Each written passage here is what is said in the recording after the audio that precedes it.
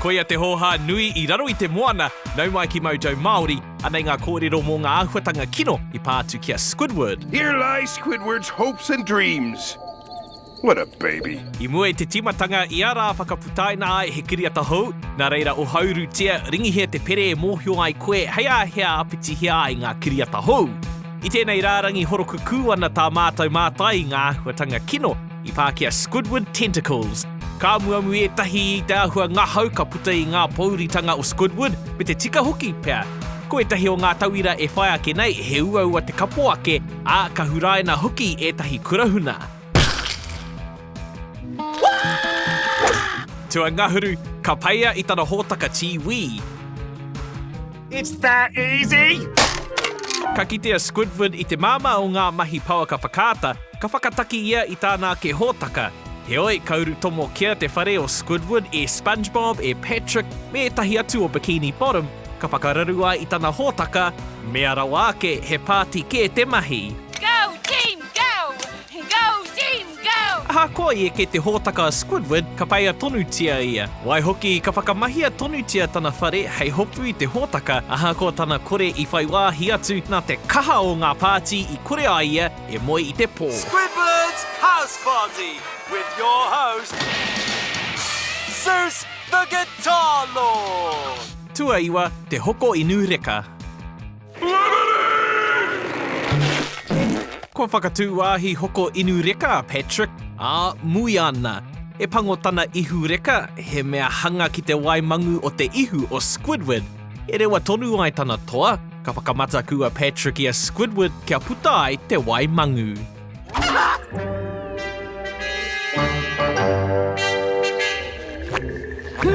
I've lost it. He momo e nei mahi no Plankton, Mr. Crab rānei, engari e hara pia I a Patrick. Hei āpiti atu, kāre tētahi I mōhio I te inu rātau I te waimangu o te ihu o Squidward, kia hoki rā no te mana o te tō kia ia. Kāre I whiwhi tētahi pakuaha I ngā mahi hoha a Patrick.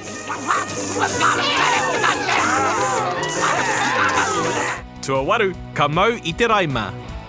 They wouldn't know real culture even if it hit them like a truck full of cement. Ka horo tana ao pāpāho, ka hoki a Squidward ki te kāinga. I tana hokinga atu, ka karawhiua ia ki te raima. Ka pōhehe ētahi he kararehe ia, a ka whiua ia ki te whare kararehe e te hunga manaaki, ka kata te iwi ki aia. Oh no, but it's hideous, isn't it? Nā tā SpongeBob me Patrick I āwhina, ka puta a Squidward engari ka waiho rāua I aia I te taha o ngā kararehe e āhua ōrite ki aia. Ko te mea kino, kāre tētahi paku tangata I mā harahara mōna, mā te aha I tētahi paku hinātore I te mutunga iho. Hi. Tua whitu, ka whara te māhunga.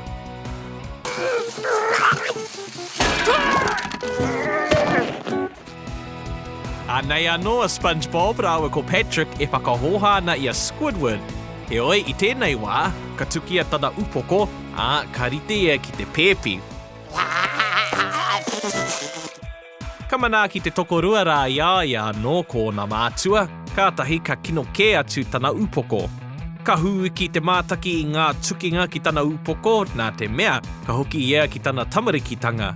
Wai mari e ka ora anō ia I te tio, ka Squidward anō a Squidward, kua tika anō te ao. Squidward, you're back to your grown-up self. Of course I'm grown up. Why wouldn't I be? Tua ono, kua kore te whakatā I te rātapu. SpongeBob.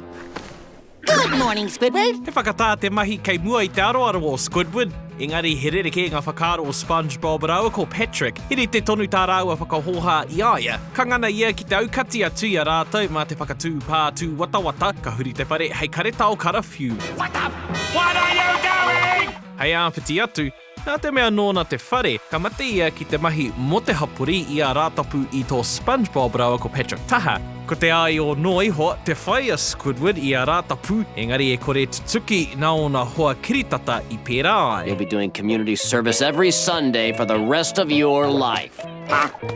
Hey, Squidward, you got one of those too? Tuarima, te kura hau tū poti. Bon voyage, nincompoop. Nā te mea I tūpono te tukinga atu a Squidward ki tētahi tohu tau, Ka mate ia ki te haere ki te kura hautū poti o Mrs. Puff mō tētahi rā, engari ka tae atu ia ki tētahi atu karaihe. Hari ko ana SpongeBob nōna ka mōhio ka noho tahi rāua, engari ki ētahi he āhua huiki. Do you mind? Don't worry, Squidward. We're boating buddies now. Hara I tērā anake, engari rā ka karawhiua rawatia Squidward me te aha, kāri ia I āhei ki te whakatutuki I tana aro matawai whakamutunga. Ki te pēnei te karaihe e whai ake nei, e kore pia ia e wehe I te kura hautū poti nā ngā mahi a tana hoa. Tuawha, SquidBob Wiri Wiri. Your star will shine at the clarinet recital tomorrow. E whakarite ana Squidward mo tētahi kaupapa nui, engari ka tūpono atu ia ki tētahi o ngā kaupapa pūtai aua Sandy. Me te aha, ka hurira ua ko SpongeBob, hei weri weri upoko rua. Aha, koa te rereke o tēnei horopaki mā Squidward. Ka rata te iwi ki te weri weri nei, me te aha, ka whai rongonuitanga paku a Squidward, engari kāre I roa ka whakatikahia tēnei e Sandy. No, wait, Sandy, don't! Ka he katoa tana kaupapa, ka ngaro tana rongonuitanga, ka ngana Squidward ki te hoki ki ngā āhuatanga ōmua, engari nā wai I he, ka heke atu. What seems to be the problem, Mr. Tentacles? It all started when I was born. Tua toru, te hina pōuri. So, what's your happiest memory, Squidward? Let me think. E hia ana SpongeBob ki te whakakoa I a Squidward, engari ko te tauaro ke te huaua ana mahi. Ka rongo a Squidward I te mate pā pōuri, ka whakaatu hia ētahi whakaaro whakamomori. Wai mari e he whakaaro no iho e nei.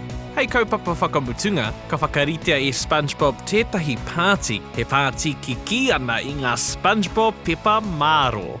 So what do you think? Happiest memory or what? Ka hoha katoa Squidward, ka kōhuru ia I ngā SpongeBob pepa māro me te ki, koinei tana maharatanga harikoa rawa atu. Ko te mea nui kāri ia I te rongo I te mate pā pōuri I nāenei, neha. This is it! My happiest memory! Tuarua, te noho ki tō SpongeBob whare. I will never visit you. Never! Ka karawhiua hoki tōna whare, ka pahūtia, ka tukia I tētahi kēmu koro whā te mea engari e kore tonua Squidward e wehe ki te whare o SpongeBob. Ka tonua e SpongeBob te horo pue hua Squidward, e tae atu ai ia ki tōna whare ki te kite ana mahi whakarawa ke ōroto, kia ori te pū ki te whare o Squidward. He copied all 492 of my self-portraits! Ka wehea Squidward I te whare, ka kite ia I tōna whare kua puehutea e te ahi, ka mate ia ki te noho ki tō SpongeBob taha, I muri mai I tētahi matea hinengaro. Replica, sweet replica. I mua te huranga o te tino, ana e tahi heimihi. Ka paia I te Cephalopod Lodge. Kua mau te wā, Travelling Limbo. Please, we've got to do something! Jellyfishing! Te pakarua tana Laughbox. SpongeBob. Hey! You laugh just like me! Ka ngaua mo te koi o te hinengaro I runga pōti. Well, at least he had his seatbelt on. Kaunu hia kino tia te kotikara. Why do you keep moving it? Cause you keep saying, ow! Tuatahi, te rā whakahirahira. This is really your best day ever, isn't it? Kua ki te tātai a Squidward e karawhiua ana e ngā pea o te moana, ngā noke tiaki me ētahi atu mea. Heoi, anei tētahi o ngā maharatanga o era karawhiutanga. Ka pakaru katoa te tinana o Squidward I muri mai tētahi wharatanga pahikara. Ka ngana SpongeBob rawa ko Patrick ki te whakakoa I aia. Ka pai ake ko tētahi rā mamai rawa atu mo Squidward. Ka wera I te hupa, ka wero hea tana ringa, ka ngaua hoki e tētahi pūkarukaru. Ka whakaatu tēnei I te mate pāua rāua mahi ki te hauora o Squidward. Hey, Squid! How about that? Best day ever. There's always tomorrow! Ke te whakaira nei koe? Tirohia e nei kiriata pai I Mojo Māori, o haurutia ringihia te pere, e mōhio ai koe hei āhea āpiti hea ai, ka kiriata hou.